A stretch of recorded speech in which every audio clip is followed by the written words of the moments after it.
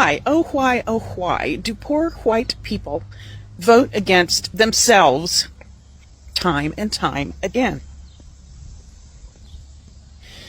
They vote for Trump and the other MAGA politicians only to have every promise broken, prices go up, social supports evaporate. Here's why. First, remember what I talked about recently, the psychological wage of whiteness. That term was coined by W.E. Du Bois to describe poor white folks being paid with social status rather than decent living conditions. They're convinced by the elites that they're better than black folks, better than immigrants, Latinos, LGBTQ folks. They're convinced that being white puts them in the same league as the elites.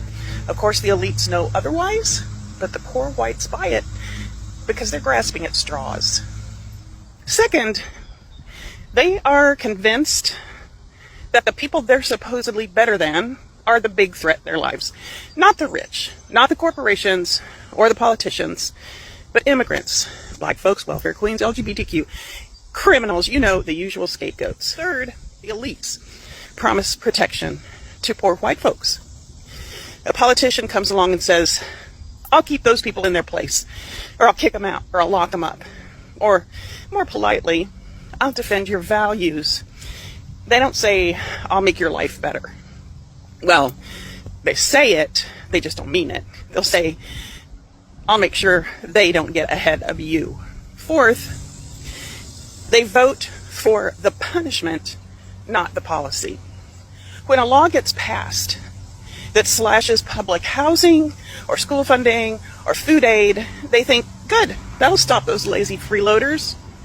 And they do some mental gymnastics that make them believe it's worth losing those things for their own families in order to see those problematic black people and immigrants and so forth being punished. It gets to a point where just seeing those guys being punished is reward enough, which is pretty sick, but that's how behavior works. Their housing, schools, and groceries are on the chopping block too, but they blame that on Biden. Always a scapegoat. They get hit by the same policies they were told would punish the others, and they blame the wrong people. The system fails them, but they have been trained to blame the scapegoats, not the cause, which is the rich people, the people they voted for.